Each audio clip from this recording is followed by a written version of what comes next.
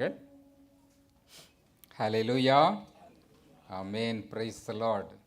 நமது ஆண்டவரும் இரட்சகருமாகிய இயேசுவின் நல்ல நாமத்தினாலே உங்கள் அனைவரையும் மறுபடியுமாக வாழ்த்துகிறேன். கர்த்தர் நிச்சயமாகவே உங்களை ஆசீர்வதிப்பாராக. எல்லா குடும்பங்களையும் கர்த்தர் ஆசீர்வதிப்பார். புதிதாக வந்திருக்கிற ஃபேமிலியை பார்க்கிறேன். கர்த்தர் உங்களையும் உங்கள் குடும்பங்களையும் உங்கள் பிள்ளைகளையும் கர்த்தர் நிச்சயமாகவே ஆசீர்வதிப்பார். தேவனுடைய ஆலயமானது ஆசீர்வாதத்தின் ஸ்தலம். யாக்கோபு தேவனோடு கூட இரவு முழுவதும் போராடினான். அதை பயங்கரமான ஒரு இரவாக அவன் கண்டான். வானத்துக்கு ஒரு வாசல் வைக்கப்பட்டிருந்தது. வாசல் திறக்கப்பட்டது. ஆசீர்வாதத்தை அவன் பெற்றுக்கொண்டான். அந்த இடத்திற்கு வானத்தின் வாசல் என்று அவன் பெயரிட்டான். அது ஏல்பத்தேல், தேவனுடைய வீடு. இன்றைக்கும் நாம் தேவனுடைய வீட்டிற்கு வந்திருக்கிறோம். கர்த்தர் உங்கள் ஒவ்வொருவரையும் தேவனுடைய வீட்டிலிருந்து உங்களை ஆசீர்வதிப்பார், உங்களை வழி நடத்துவார். நீங்கள் எந்த இடத்தில் இருந்தாலும் சரி, இந்த வார்த்தைகளை கேட்கிற உங்களோடு கூட நிச்சயமாகவே கர்த்தர் உங்களோடு கூட பேசுவாராக. ஆமேன், ஆமேன். இன்றைக்கு நாம் பெற்றுக்கொள்ள வேண்டிய காரியம் அருமையான தேவ வசனம். கவனமாக கேளுங்கள். அப்போஸ்தல நடபடிகளுடைய புஸ்தகம் 5வது அதிகாரம் 19வது 20வது வசனத்தின் அடிப்படையில் உங்களோடு கூட நான் பேச விரும்புகிறேன். இயேசுவானவர் உயிர்த்தெழுந்த பிற்பாடு சீஷர்களோடு கூட அவர் ஆவியானவர் மூலமாக பேசினார். அநேக அற்புதங்கள், அடையாளங்கள் காணப்பட்டது.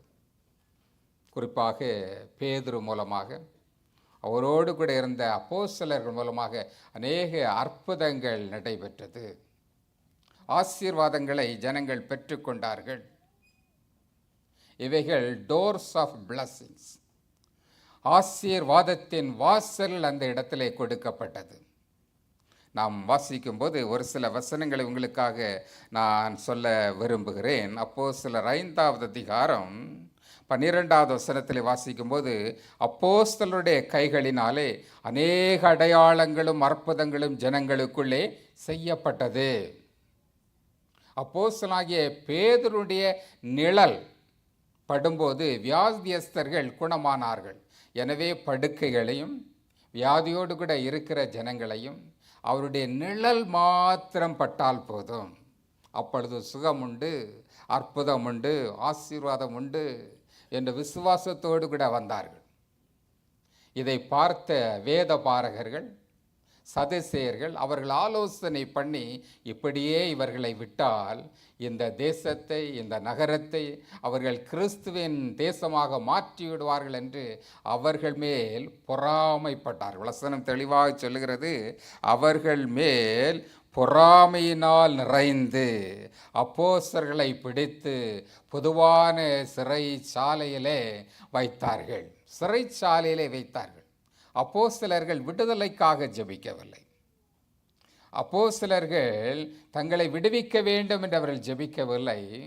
தேவனுடைய வார்த்தைகள், ஜீவ வார்த்தைகள் பிரசங்கிக்கப்பட வேண்டும் என்று அவர்கள் ஜெபித்தார்கள். இந்த ஒரே ஒரு நோக்கம்தான் அவர்கள் ஜெபித்தார்கள். அப்பொழுது நாம் வாசித்த வசனத்தை பார்ப்போம். 19வது 20வது வசனத்தில், கர்த்தருடைய தூதன் ராத்திரியிலே சிறைச்சாலையின் கதவுகளை திறந்து அவர்களை வெளியே கொண்டு வந்து, நீங்கள் போய் தேவாலயத்திலே நின்று இந்த ஜீவ வார்த்தைகள் எல்லாவற்றையும் தேவனுக்கு ஜனங்களுக்கு சொல்லுங்கள். தேவாலயத்தில் நின்று இந்த ஜீவ வார்த்தைகளை சொல்லுங்கள் என்று தேவதூதன் அந்த சிறைச்சாலையின் கதவுகளை திறந்தான். சிறைச்சாலையின் கதவுகள் திறக்கப்படுகிறது, வாசல்கள் திறக்கப்படுகிறது. பல நேரங்களில் நாம் ஜெபிக்கிறோம். தடையாக இருக்கிற காரியங்களுக்காக நாம் ஜெபிக்கிறோம். ஆண்டவரே, எனக்கு ஒரு வழியை காண்பித்தரலும், எனக்காக ஒரு வாசலை திறந்தரலும், எனக்கு வாசல்களை திறந்து தாரும் என்று நாம் ஜெபிக்கிறோம். வாசல்கள் திறக்கப்படுவது, அப்படி ஜெபிப்பது நல்லதுதான். அதே வேளையில் ஒரு குறிப்பிட்ட நோக்கத்தோடு கூட குறிப்பிட்ட வாசல்கள் திறக்கப்பட வேண்டும் என்று நாம் ஜெபிக்க வேண்டும். எனக்காக இப்படிப்பட்டதான வாசல்கள் திறக்கப்பட வேண்டும். பேதுருடைய ஜெபம் அப்படிதான் இருந்தது. ஆண்டவரே, ஜீவ வார்த்தைகளை பிரசங்கிப்பதற்கு, சொல்லுவதற்கு வாசல்களை திறந்தருளும். The specific prayer, the specific door. இந்த வார்த்தைகளை ஜெபிக்கும் போது கர்த்தர் புதிய வாசலை அவர் திறந்து கொடுக்கிறவராயிருக்கிறார்.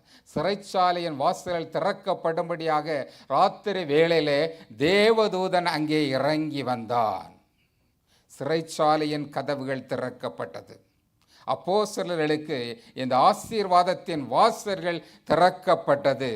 இன்றைக்கும் உங்களுடைய வாழ்க்கையிலே அவர் ஆசீர்வாதத்தின் வாசல்களை திறக்கிறவராயிருக்கிறார். ஆண்டவரே, ஏன் அடைபட்டிருக்கிறது? ஏன் இருளாய் காணப்படுகிறது? ஏனுடைய வாழ்க்கையில வெளிச்சம் இல்லை? ஏனுடைய வாழ்க்கையின் ஆசீர்வாதத்தின் வாசல்கள் திறக்கப்படவில்லை என்று நாம் ஜெபிக்கும் போது தேவன் உங்களுடைய வாசல்களை திறந்து கொடுக்கிறவராயிருக்கிறார். புதிய ஆசீர்வாதங்களை, புதிய வாசல்களை அவர் உங்களுக்கு திறந்து கொடுக்கிறவராயிருக்கிறார். யாக்கோபுக்கு தேவனாகிய கர்த்தர் பெத்தேலிலே ஒரு வானத்தின் வாசலை திறந்து கொடுத்தார். அதனுடைய வார்த்தை ஆசீர்வாதத்தின் வார்த்தையாய் காணப்பட்டது. இந்த ஆசீர்வாதத்தின் வார்த்தையானது யாக்கோபுக்கு கொடுக்கப்பட்டது. அவர் திறக்க கூடாதபடிக்கு பூட்டுகிறவரும் பூட்டக்கூடாதபடிக்கு திறக்கிறவருமாயிருக்கிறார். அல்லேலூயா. இன்றைக்கு நான் உங்களோடு கூட ஒரு சில ஆசீர்வாதத்தின் வாசல்களை உங்களோடு கூட பகிர்ந்து கொள்ள நான் விரும்புகிறேன். இது தேவன் நமக்கு கொடுக்கிற ஆசீர்வாதத்தின் வாசல்கள். இந்த ஆசீர்வாதத்தின் வாசல்களை நாம் பெற்றுக்கொள்ளும் போது உண்மையாகவே உங்களுடைய வாழ்க்கையிலும் தேவன் கிரியை செய்கிறவராயிருக்கிறார். அவருடைய வாசல் அது ஆசீர்வாதத்தின் வாசல்களாய் காணப்படுகிறது. ஏசாயா தீர்க்கதரிசியின் புஸ்தகம் 45வது அதிகாரத்தில் ஒரு சம்பவத்தை குறித்து எழுதப்பட்டுகிறது. கோரேஸ் என்கிறதான ராஜா, இவன் புறஜாதியான ஒரு ராஜா. இங்கிலீஷில் Cyrus, the king of Cyrus என்று சொல்லப்படுகிறது. God anointed the king of Cyrus. அவனை அபிஷேகம் பண்ணினார். ஏன் அபிஷேகம் பண்ணினார்? பாபிலோனிலே சிறைப்படுத்தப்பட்ட தம்முடைய ஜனங்கள், பாபிலோனிலே சிறைப்படுத்தப்பட்ட யூதர்கள், பாபிலோனிலே சிறைப்படுத்தப்பட்ட யாக்கோபின் சந்ததியினர், பாபிலோனிலே சிறைப்படுத்தப்பட்ட இஸ்ரவேலின் சந்ததியை அவர் விடுவிக்கும்படியாக ஒரு பிரஜாதியான ராஜாவாகிய இந்த கோரேசை அவர் அழைக்கிறார். அவன் மூலமாக ஒரு சத்தியத்தை அந்த இடத்திலே கொண்டு வருகிறார். வாசிக்கும் போது 1வது 2வது வசனத்தில், கர்த்தராகிய நான் அபிஷேகம் பண்ணின கோரேசுக்கு முன்பாக ஜாதிகளை கீழ்ப்படுத்தி ராஜாக்களின் இடைக்கட்டுகளை அவிழ்க்கும்படிக்கும் அவனுக்கு முன்பாக வாசல்கள் பூட்டப்படாதிருக்க கதவுகள் திறந்து வைக்கும்படிக்கும் அவனை பார்த்து அவன் வலதுகையை பிடித்து கொண்டு நான் சொல்லுகிறதாவது. வசனம் தெளிவாக சொல்லுகிற, அவனுக்கு முன்பாக வாசல்கள் பூட்டப்படாதிருக்க கதவுகள் திறக்கப்படத்தக்கதாக கோரேசுக்கு தேவனாகிய கர்த்தர் வாசலை திறந்து கொடுக்கிறார். வாசல்களை திறந்து கொடுக்கிறார். எதற்காக? அங்கே ஜனங்களை மறுபடியுமாக விடுவிக்கும்படியாக, தம்முடைய ஜனங்களை அவர்கள் விடுவிக்கும்படியாக, பாபிலோனிலிருந்து விடுதலை பண்ணி கொண்டு வரும்படியாக ஒரு ராஜாவை அவர் பயன்படுத்துகிறவராயிருக்கிறார். தூர தேசத்திலிருந்து உங்களுக்கு விடுதலை வரலாம், அல்லது தூர தேசத்திலிருந்து உங்களுக்கு ஆலோசனை வரலாம், அல்லது தூர தேசத்திலிருந்து உங்களுக்கு வார்த்தைகள் வரலாம், தேவனுடைய வசனங்கள் புறப்பட்டு வரலாம். கர்த்தர் அவைகளை உங்களுக்கு கொண்டு வந்து உங்களை ஆசீர்வதிக்கிறவராயிருக்கிறார். அவர் உங்களுக்காக புதிய வாசலை அவர் கொடுக்கிறவராயிருக்கிறார். It is called the doors of favour. ஒரு கிருபையின் வாசல். கிருபையின் வாசலை அவர் இந்த நாட்களிலே நமக்கு தருகிறவராயிருக்கிறார். We can call it grace, doors of favor, the doors of grace. இந்த கிருபையின் வாசல்களை கொடுத்து இந்த நாட்களிலே அவர் உங்களுக்கு புதிய வாசல்களை அவர் திறந்து கொடுக்கிறவராயிருக்கிறார். It is a double blessing. 2 ஆசீர்வாதங்களை கர்த்தர் உங்களுக்கு இந்த இடத்துல தருகிறவராயிருக்கிறார். முதலாவது நாம் பார்க்கும்படி ராஜாக்களின் இடைக்கட்டுகளை அவிழ்க்கும்படிக்கிறார். நமக்கு முன்பாக வருகிற சத்துருக்களை, பிசாசின் கிரியைகளை அவர் அந்த இடத்திலே அவர்கள் முறியடிக்கிறவராயிருக்கிறார். மறுபடியுமாக கதவுகளை திறந்து அவர் உன் வலது கையை பிடித்து கொண்டு சொல்கிறார், உனக்கு முன்பாக போய் கோணலானவைகளை செவ்வையாக்குவேன் என்று சொல்கிறார். 4வது வசனத்தில் சொல்லும்போது கதவுகளை குறித்து தெளிவாக எழுதப்பட்டிருக்கிறது.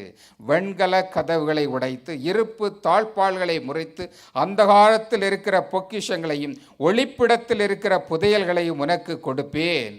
நான் என் தாசனாகிய யாக்கோபி நிமித்தமும் நான் தெரிந்து கொண்ட இஸ்ரவேலி நிமித்தமும் நான் உன்னை பெயர் சொல்லி அழைத்து உன்னை அறியாதிருந்தோம் உனக்கு என் நாமம் தரித்தேன். என்னுடைய நாமத்தை கொடுத்து நான் உன்னை அழைக்கிறேன், உன்னை ஆசீர்வதிக்கிறேன், உனக்கு கிருபையின் வாசல்களை நான் திறந்து கொடுக்கிறேன் என்று சொல்கிறார் கர்த்தர். இந்த நாளிலும் உங்களுக்கு ஒரு கிருபையின் வாசலை, ஒரு ஃபேவரை கட்டளையிடுகிறவராயிருக்கிறார். வானத்தின் வாசல்கள், ஆசீர்வாதத்தின் வாசல்கள் நமக்காக திறக்கப்பட்டிருக்கிறது. சப்போஸ் எல்லா வாசல்களும் நம்முடைய முயற்சியினால், நம்முடைய திறமையினால் அது திறக்கப்படுவதில்லை. There are doors education cannot open. உங்களுடைய எஜுகேஷன், உங்களுடைய அறிவினாலே சில டோர்களை நாம் திறந்து விட முடியாது. சம்டைம்ஸ் நம்முடைய டோர்களை நம்முடைய பணத்தினாலே, நம்முடைய ஐஸ்வர்யத்தினாலே சில கதவுகளை திறந்து விட முடியாது. அல்லது நமக்கு கொடுக்கப்பட்ட எல்லாரும் திரளான கனெக்ஷன் மூலமாக இந்த டோர்களை திறந்து விட முடியாது. நமக்கு முன்பாக அடைப்பட்டிருக்கிற கதவுகளை திறப்பதற்கு ஒரே ஒருவர் தான் உண்டு. அவர் இருப்பு தாழ்பாளை முறியடித்து வெண்கல கதவுகளை திறக்கிறவராயிருக்கிறார். சிறைப்பட்டிருக்கிற ஜனங்களை அவர் விடுதலை ஆக்கி கர்த்தர் ஒரு வாய்ப்பை உண்டு பண்ணுகிறவராயிருக்கிறார். நாம் யோசேப்பை குறித்து பார்க்கும்போது, யோசேப்பானவன் அவன் கைகளிலும் கால்களிலும் கட்டப்பட்டிருந்தான், சிறைப்படுத்தப்பட்டிருந்தான், சிறையிலே காணப்பட்டான். Yesterday he was in the prison. Today he is the ruler of the Egypt. நேற்றைய தினத்திலே அவன் சிறைச்சாலையிலே கைகளிலும் கால்களிலும் கட்டப்பட்டவனாயிருந்தான். The next dayலே கர்த்தர் அவனை உயர்த்தினார். யோசேப்பு, நான் எகிப்துக்கு ராஜாவாக மாற வேண்டும் என்று ஜெபிக்கவில்லை. அவன் இந்த தேசத்திற்கு ராஜாவாக, அதிபதியாக, பிரபுவாக மாற வேண்டும் என்று அவன் ஜெபிக்கவில்லை. ஆனால் கர்த்தரோ அவனுக்கு அனுகூலமான வாசலை திறந்து கொடுக்கிறார். அதுதான் கிருபையின் வாசல், அதுதான் ஆசீர்வாதத்தின் வாசலாய் காணப்படுகிறது. The Lord opened the door of grace, opened the door of favor. ஒரு ஃபேவரை அவன் கட்டளையிடுகிறார். போர்த்திபாவினிடத்தில் ஒரு ஃபேவரை கட்டளையிடுகிறார். அந்த வேலைக்காரர்கள் மூலமாக ஒரு ஃபேவரை கட்டளை விடுகிறார். அந்த ராஜாவினிடத்திலிருந்து ஒரு ஃபேவரை கட்டளையிடுகிறார். கட்டப்பட்டிருந்த அவன் செயல்கள் உடைக்கப்பட்டது, அவன் கட்டப்பட்டிருந்த காயங்கள் ஆற்றப்பட்டது, அவன் ராஜாவாக உயர்த்தப்பட்டான். கிறிஸ்துக்கள் பிரியமானவர்களே, நீங்கள் இத்தனை வருடமாக நான் ஸ்ட்ரகிளோடு கூட இருக்கிறேன், வேதனைப்படுகிறேன், நெருக்கப்படுகிறேன், நொறுக்கப்படுகிறேன் என்று நீங்கள் நினைத்து கொண்டிருக்கலாம். இன்றைக்கு இம்மீடியட்டாக கர்த்தர் உங்களுக்கு ஒரு புதிய வாசலை, ஒரு கிருபையின் வாசலை அவர் திறக்க வல்லமை உள்ளவராயிருக்கிறார். உங்களுடைய ஸ்ட்ரகிள், உங்களுடைய ப்ராப்ளங்கள், உங்களுடைய பிரச்சனைகள் எல்லாம் ஒரே நிமிடத்திலே, ஒரு செகண்டிலே அவைகள் மாற்ற அவரால் கூடும். ஏனென்றால் அவரால் செய்யக்கூடாத அதிசயமான காரியம் ஒன்றுமில்லை. அவர் உங்களுக்கு புதிய வாசலை, புதிய ஆசீர்வாதங்களை உங்களுக்கு தருகிறவராயிருக்கிறார். நாம் ஜெபிக்க வேண்டிய காரியம், Lord, go before me and open doors of favor that no one can shut. ஒருவரும் பூட்டக்கூடாதிருக்கிற, திறக்கக்கூடாதிருக்கிற கதவுகளை நீர் திறந்தருளும் ஆண்டவரே என்று நாம் ஜெபிக்கும்போது கர்த்தர் கிருபையின் வாசலை, புதிய வாசலை அவர் உங்களுக்கு திறந்து கொடுக்கிறவராயிருக்கிறார். கர்த்தர் ஆசீர்வாதத்தின் வாசல்ல இரண்டாவதாக நாம் பார்க்கும்போது the door of utterance and revelation. கர்த்தர் உங்களுக்கு வெளிப்பாடு மற்றும் திறமையான பேச்சின் திறமையான வாசல்களை அவர் உங்களுக்கு தருகிறவராயிருக்கிறார். என்னோடு கூட திருப்பிக் கொள்ளுங்கள். கொலேசியருடைய புஸ்தகம் 4வது அதிகாரம் 3வது வசனம். கொலேசியருக்கு எழுதின நிருபம் 4வது அதிகாரம் 3வது வசனத்தில் இங்கே வாசிக்கும் போதே கர்த்தருடைய வசனம், அப்போஸ்தலனாகிய பவுல் எழுதுகிற அருமையான வார்த்தை. 3வது வசனத்திலிருந்து நான் வாசிக்கிறேன். கிறிஸ்துவனுடைய ரகசியத்தை நிமித்தம் கட்டப்பட்டிருக்கிற நான் அந்த ரகசியத்தை குறித்து பேச வேண்டிய பிரகாரமாய் பேசி அதை வெளிப்படுத்துவதற்கு திருவசனம் செல்லும்படியான வாசலை தேவன் திறந்தருளும்படியாக எங்களுக்காக நீங்கள் வேண்டிக் கொள்ளுங்கள். சபையை பார்த்து விசுவாசிகளை குறித்து பவுல் கேட்கிற 2 காரியங்கள், 2 விதமான விண்ணப்பங்கள். தேவனுடைய ரகசியத்தை, அதாவது இந்த வெளிப்படுத்தலை குறித்து, இந்த தீர்க்க தரிசனங்களை குறித்து, இந்த இன்டர்பிரட்டேஷனை குறித்து நான் அறிவிப்பதற்காக தேவனுடைய ரகசியங்களை ஜனங்களுக்கு நான் அறிவிக்க வேண்டும். It was a specific prayer. இதற்காக என் கண்களை திறந்தருளும், வாசல்களை திறந்தருளும் என்று பவுல் ஜெபிக்கிறான். 2வதாக அவன் ஜெபிக்கிற காரியம், ஆண்டவரே திருவசனம் கடந்து செல்லும்படியாக, வாசனைகள் ஜீவ வார்த்தைகள் செல்லும்படியாக வாசல்களை நீர் திறந்தருளும்படியாக எனக்காக எங்களுக்காக நீங்கள் வேண்டிக் கொள்ளுங்கள் என்று கேட்கிறார். This is the right prayer. தேவனுடைய வார்த்தைகள் செல்வதற்கு, தேவனுடைய வசனங்கள் தடைபடாதபடிக்கு பிரசங்கம் பண்ணுவதற்காக நாம் ஜெபிக்க வேண்டும். அவன் சுயத்திற்காக ஜெபிக்கவில்லை, தேவனுடைய ஆசீர்வாதத்திற்காக, தேவனுடைய வார்த்தைகள் செல்லும்படியாக அப்போஸ்தலனாகிய பவுல் ஜெபித்தான். தேவன் அவனுடைய வார்த்தைகளை கேட்டார், அவனுக்கு வெளிப்படுத்துதலை கர்த்தர் கொடுத்தார், அவனுக்கு திறமையை, டேலண்டை தேவனாகிய கர்த்தர் கொடுத்தார். இன்றைக்கும் நீங்கள் பாஸ்டர்ஸாக இருக்கலாம், ப்ரீச்சர்ஸாக இருக்கலாம், அல்லது இவாஞ்சலிஸ்டாக இருக்கலாம், யாராக இருந்தாலும் சரி, தேவ வசனம் திருவசனம் செல்லும்படியாக வாசல்களை எனக்காக திறந்தரலும், எங்களுக்காக நீர் திறந்தரலும் என்று வேண்டிக் கொள்ளும்போது கர்த்தர் இந்த ஆசீர்வாதத்தின் வாசல்களை உங்களுக்கு திறந்து தருகிறவராயிருக்கிறார். உங்கள் வாழ்க்கையில் இவைகளை திறந்து உங்களுக்கு தருகிறவராயிருக்கிறார்.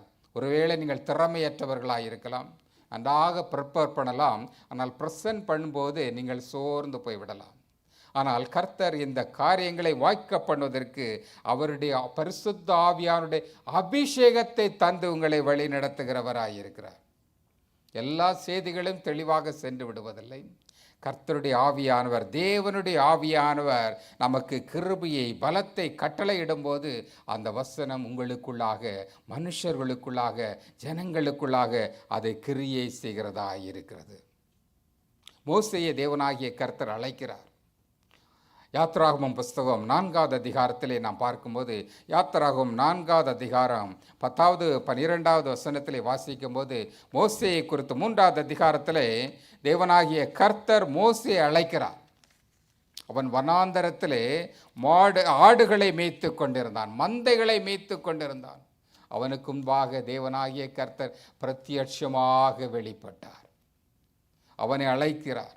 அவன் அழைக்கும்போது 3 முறை அவன் நான் முடியாது, என்னால் முடியாது.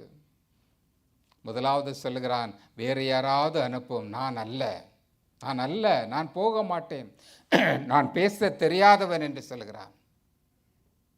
கர்த்தர் அவனோடு கூட பேசுகிறார். 2வதாக சொல்கிறார், என்னை அனுப்பினது யார் என்று அவர்கள் கேட்டால் நான் என்ன சொல்வது? கர்த்தர் சொல்கிறார், தேவன் ஆபிரகாமின் தேவனும், ஈசாக்கின் தேவன், யாக்கோபின் தேவனும் இருக்கிறவராகவே இருக்கிறேன் என்கிறவர் அனுப்புகிறார் என்று சொல்கிறார். 3வது விசை 4வது அதிகாரத்திலே நாம் வரும்போது இங்கே கேட்கிறான். இதே வசனத்தில் 4வது அதிகாரம் 12வது வசனம் 10வது வசனத்தில் வாசிக்கும் போது, ஆதலால் நீ போ, நான் உன் வாயோடு கூட இருந்து. ஆண்டவரே, இதற்கு முன்பாக தேவரே உமது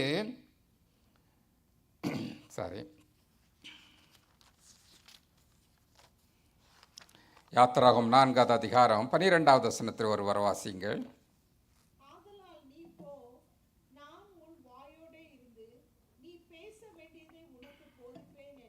கர்த்தர் மோசையோடு கூட சொல்லுகிற வார்த்தை, நீ போ, நான் உன்னோடு கூட வாயோடு கூட இருந்து நீ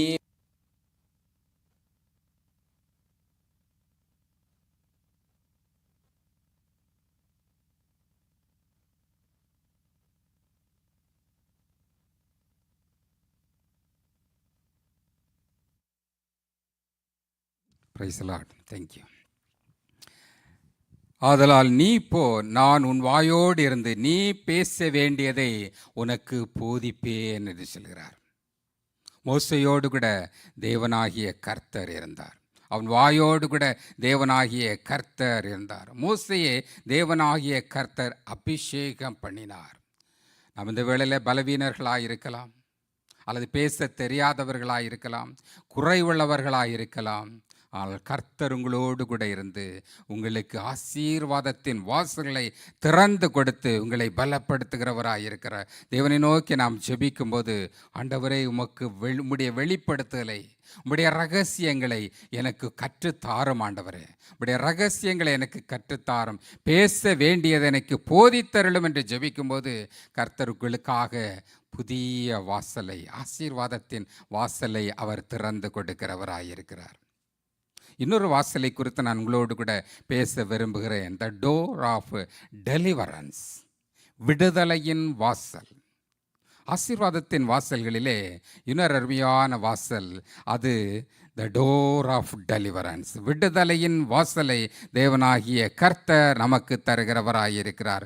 1 கொரிந்தியர் 10வது அதிகாரம் 13வது வசனத்திலே வாசிக்கும் போது வேத வசனம் சொல்கிறது. 1 கொரிந்தியர் 10வது அதிகாரம் 31வது வசனத்திலே, மனுஷருக்கு நேரிடுகிற சோதனை அல்லாமல் வேறே சோதனை உங்களுக்கு நேரிடவில்லை, தேவன் உண்மை உள்ளவராயிருக்கிறாரே.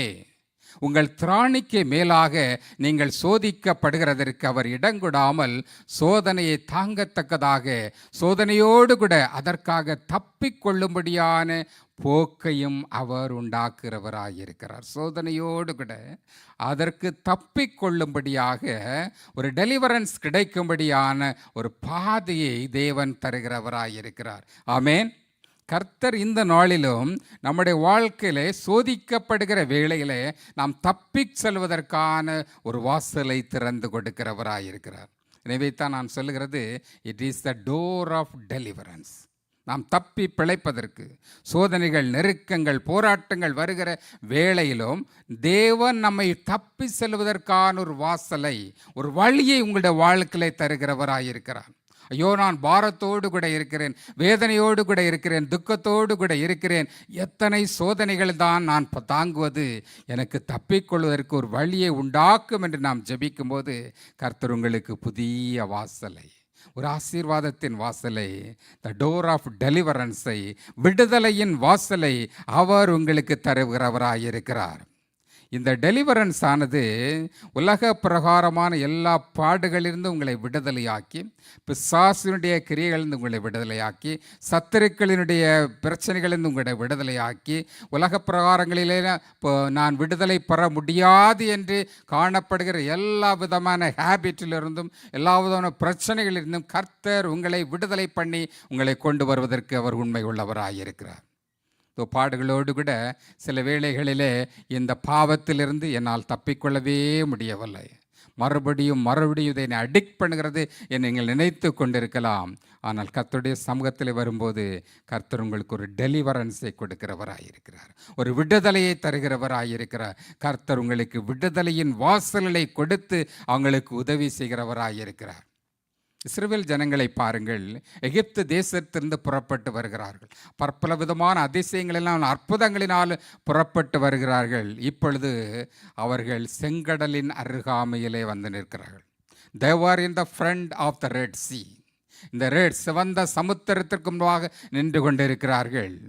ஆனால் பின்னாக பார்க்கும்போது அங்கே பார்வோனும் அவனுடைய சேனைகளும் நின்று கொண்டிருக்கிறார்கள். They were between the Pharaoh army and the Red Sea. அவர்கள் சிவந்த சமுத்திரத்திற்கும் பார்வோனுடைய சேனைக்கு முன்பாக நின்று கொண்டிருக்கிறார்கள். தப்பித்துக் கொள்வதற்கு, தப்பிக்கொள்ளும்படியான பாதைகள் அவர்களுக்கு இல்லாமல் இருக்கிறார்கள். There is no way. There was no way for them. அவர்களுக்கு எந்த வழியும் இல்லாமல் இருந்தது. ஆனால் கர்த்தர் அந்த வேளையிலே செங்கடலை, சிவந்த சமுத்திரத்தை 2ஆக பிரிக்கிறார். தப்பிக்கொள்ள முடியாது படியான ஒரு வாசலை தேவன் அந்த இடத்திலே நமக்கு தருகிறவராயிருக்கிறார். உங்களுடைய பிரச்சனைகள் மத்தியிலும், முன்னாக போனாலும் எனக்கு உபத்திரம், பின்னாக போனாலும் பிரச்சனை, நான் சொன்னாலும் பிரச்சனை, சொல்லாவிட்டாலும் பிரச்சனை என்று தகித்து கொண்டிருக்க வேளையில் கர்த்தர் உங்களுக்கு தப்பிக்கொள்ளும்படியான பாதி தருகிறவராயிருக்கிறார். It is called the door of deliverance. உங்களுடைய வாழ்க்கையிலும் தேவனர் தப்பி செல்வதற்கான ஒரு வாசலை தேவனாகிய கர்த்தர் கொடுத்து உங்களை வழி நடத்துகிறவராயிருக்கிறார். அநேக வருஷங்களாக பாடுகளோடு கூட பிரச்சனைகளோடு கூட நீங்கள் இருக்கலாம். ஆனால் இந்த நாளிலே கர்த்தர் விசேஷமான ஒரு டெலிவரன்ஸை, விசேஷமான ஒரு விடுதலையை உங்களுடைய வாழ்க்கையிலும் தருகிறவராயிருக்கிறார். இஸ்ரவேல் ஜனங்களுக்கு தப்பி செல்லும்படியான பாதையை காண்பித்து கொடுத்த தேவனாகிய கர்த்தர் உங்களுடைய வாழ்க்கையிலும் தப்பி செல்வதற்கான ஒரு பாதையை கொடுக்கிறவராயிருக்கிறார். Another blessing, another door of blessing is the door of faith. விசுவாசத்தின் வாசல்கள் நமக்காக தேவனாகிய கர்த்தர் கொடுக்கிறார்.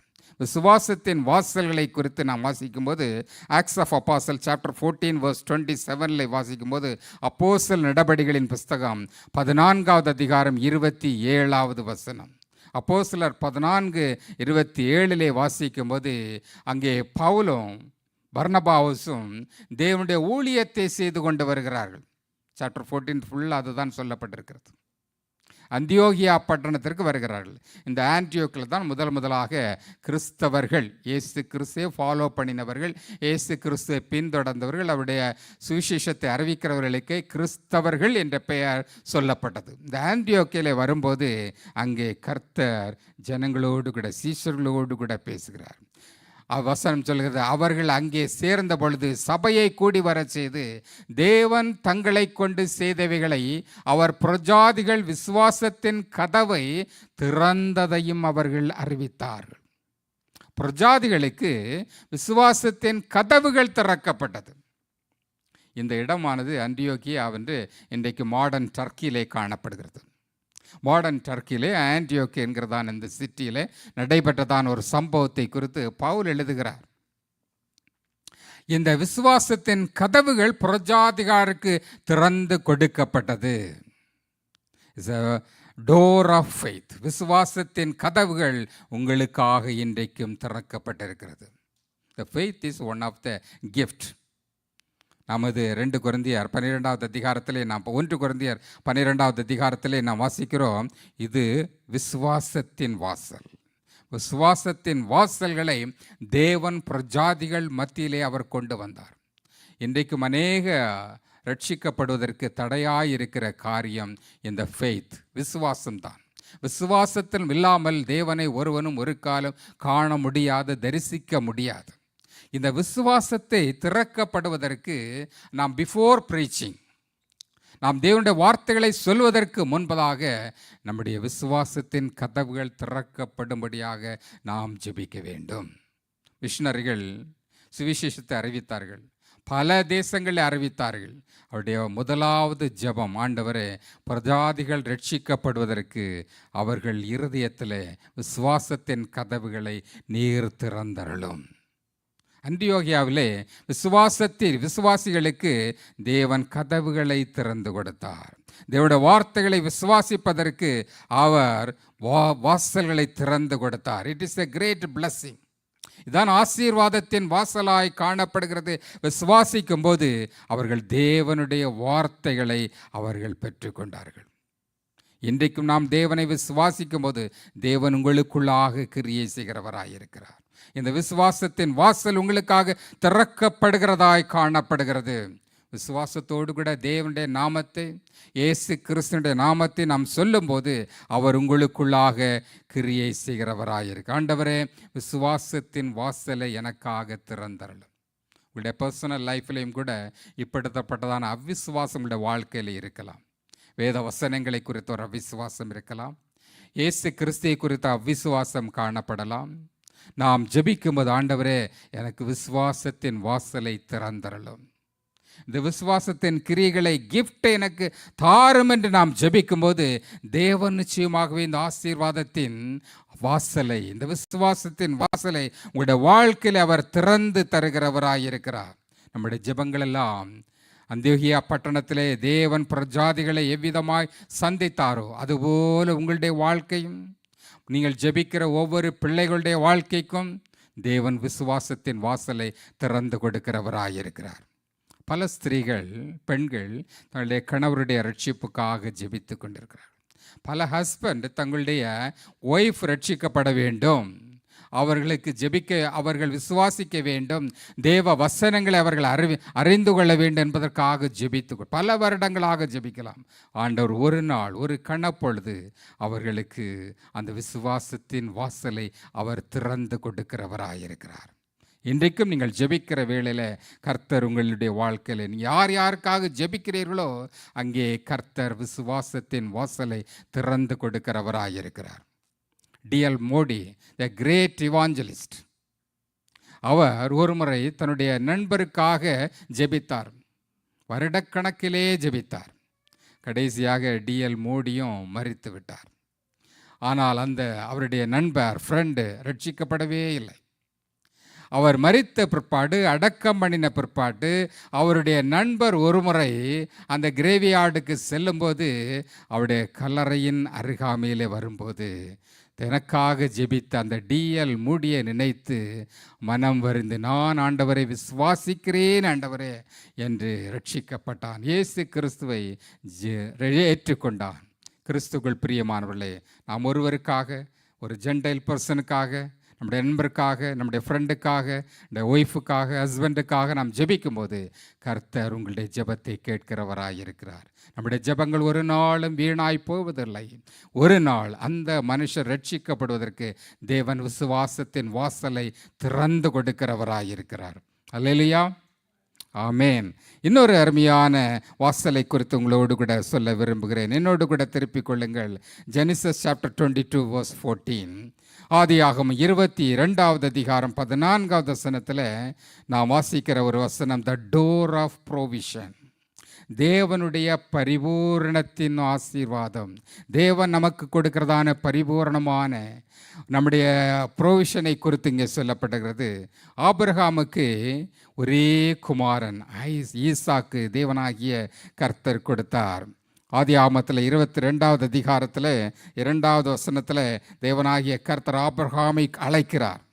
அப்பொழுது அவர், உன் புத்திரனும் உன் ஏகசுதனும் உன் நேச குமாரனுமாகிய ஈசாக்கு நீ இப்பொழுது அழைத்து கொண்டு மோரியா தேசத்துக்கு போய் அங்கே நான் உனக்கு குறிக்கும் மலைகள் ஒன்றின் மேல் அவனை எனக்காக தகன பலியிடு. மோரியா தேசம், மோரியா மவுண்ட் மோரியா இன்றைக்கு இருக்கிறதான மாடர்ன் எருசலேமிலே நாம் ஒவ்வொருவரும் சென்று வருகிறதான இந்த எருசலேம் தேவாலயம் இருக்கிறதான இடம். அந்த இடத்துல தேவனாகிய கர்த்தர் மோசே அழைக்கிறார். உன் மகனை எனக்காக பலியிடு என்று சொல்கிறார். 14வது வசனத்தில் பாருங்கள். 14வது வசனம், ஆபிரகாம் அந்த இடத்திற்கு யெகோவா-ஈரே என்று பெயரிட்டான். அதனாலே கர்த்தருடைய பர்வதத்திலே பார்த்து கொள்ளப்படும் என்று இந்நாள் வரைக்கும் அது சொல்லப்பட்டு வருகிறதா இருக்கிறது. யெகோவா ஜெயரே. யெகோவா ஜெயரே என்றால் கர்த்தர் பார்த்து கொள்கிறார். உங்களுக்கு என்னது தேவை என்பதை அவர் பார்த்து கொள்கிறவராயிருக்கிறார். அந்த இடத்துல ஒரு ஆட்டுக்குட்டியை தேவனாகிய கர்த்தர் முன்னதாகவே ஆயத்தப்படுத்தி விட்டார். ஆபிரகாம் ஈசாக்கும் செல்வதற்கு முன்பதாகவே ஒரு ஆட்டுக்குட்டியை அவர் வைத்திருந்தார் பலியிடப்படுவதற்காக. ஈசாக்கு அல்ல, பலியிடப்பட வேண்டும்படியாக முன்னதாகவே அவர் எல்லாவற்றையும் ஆயத்தம் பண்ணி வைத்திருக்கிறார்.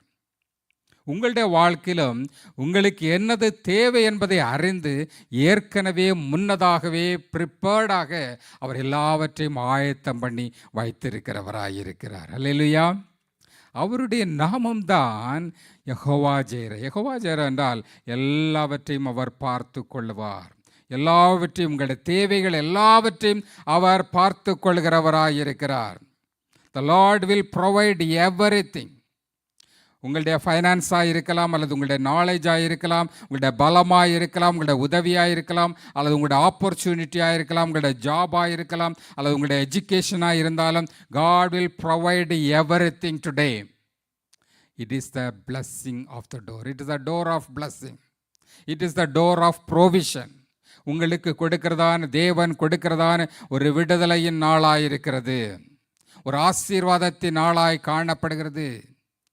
பிலிப்பியர் 4வது அதிகாரம் 19வது வசனத்திலே வாசிக்கும் போது, என் தேவன் தம்முடைய ஐஸ்வர்யத்தின்படி உங்கள் குறைகளை யாவற்றையும் கிறிஸ்து இயேசுவுக்குள்ளாக நிறைவேற்றுவார்.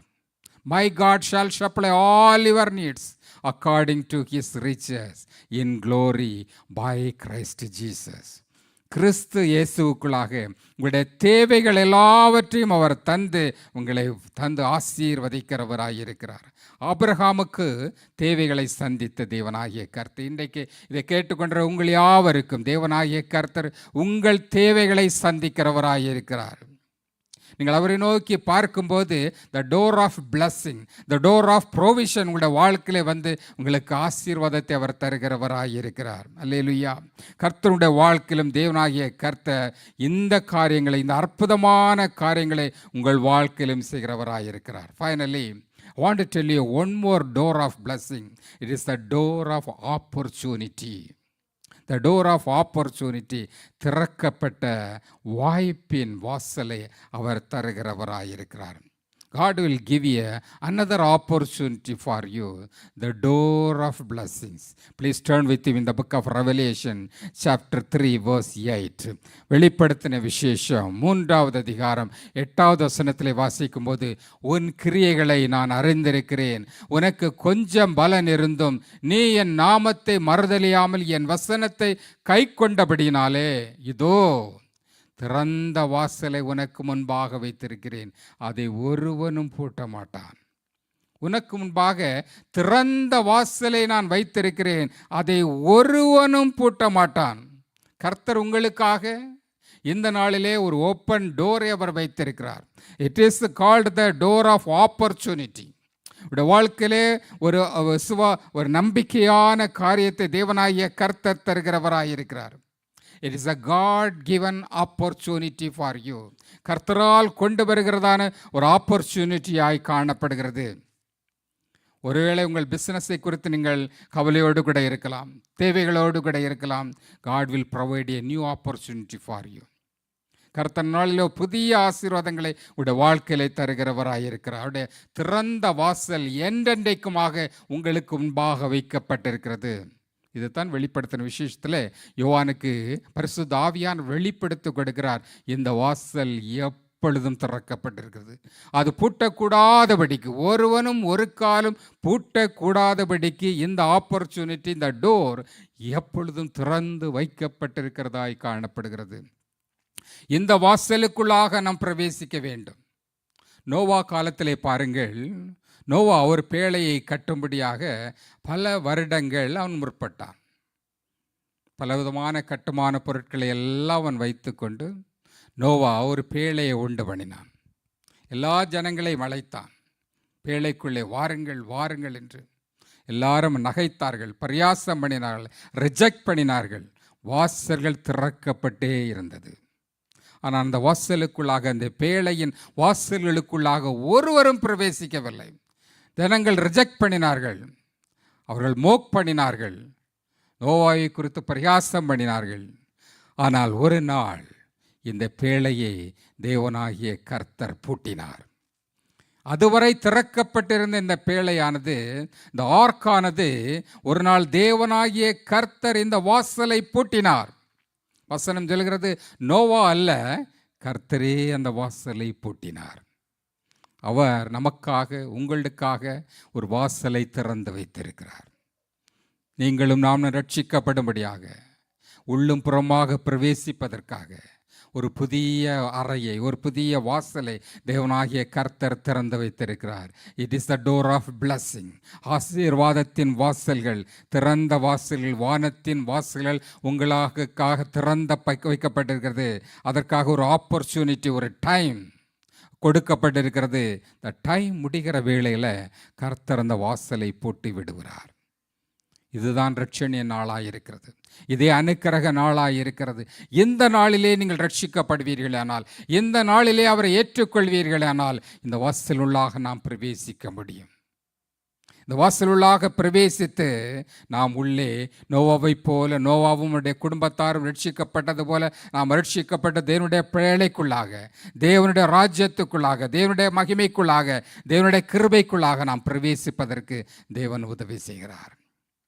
நாம் ஆப்பர்ச்சுனிட்டியை மிஸ் பண்ணும்போது இந்த ரட்சிப்பை மிஸ் பண்ணும்போது, இந்த ராஜ்யத்தை நாம் சுதந்தரித்து கொள்ளாமல் இருக்கும்போது, நாம் அவைகளிலிருந்து ஒரு நாள் கர்த்தர் வாசலை பூட்டும்போது உள்ளே பிரவேசிக்க முடியாதபடிக்கு நாம் அடைக்கப்பட்டவர்களாக, தப்பிக்கு பிழைப்பதற்கு வழி இல்லாதபடி காணப்படுகிறவர்களாக இருக்கிறோம். தேவனாகிய கர்த்தர் வருகிறவராய் இருக்கிறார். அவருடைய இரண்டாவது வருகை அதி சீக்கிரமாய் காணப்படுகிறது.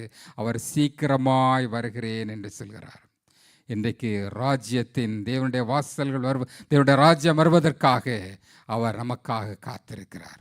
அவருடைய வருகைக்கு நாம் காத்திருக்கிறோம். இன்னும் கொஞ்ச காலத்திலே அவருடைய வருகை அதி சீக்கிரமாய் காணப்படுகிறது. சிறைச்சாலையின் கதவுகளை தேவதூதன் திறந்து கொடுத்தார். இன்றைக்கு உங்களுக்காக வாசல்கள் திறக்கப்பட்டிருக்கிறது. தேவனுடைய ஆசீர்வாதத்தின் வாசல்கள் திறக்கப்பட்டிருக்கிறது. நாம் உள்ளே பிரவேசிக்கும் போது தேவனோடு கூட, அவரோடு கூட ராஜ்யம் பண்ணுவதற்கு, அவரோடு கூட நித்தியமாக வாழ்வதற்கு நமக்காக இந்த ஆசீர்வாதத்தின் வாசல்கள் திறக்கப்பட்டிருக்கிறது. யாக்கோபுக்கு 77 தேவனாகிய கர்த்தர் வாசலை திறந்து கொடுத்தது போல இன்றைக்கும் வானத்தின் வாசல், ஆசீர்வாதத்தின் வாசல்கள் உங்களுக்காக திறக்கப்பட்டிருக்கிறது. இந்த வாசலை பிரவேசிப்பதற்கு நாம் ஜாக்கிரதையோடு கூட இருக்க கர்த்தர் தாமே உங்கள் அனைவருக்கும் உதவி செய்வாராக. ஆமேன், ஆமேன். நம்ம எல்லாரும் எழுப்பி நின்று ஜெபிப்போமா?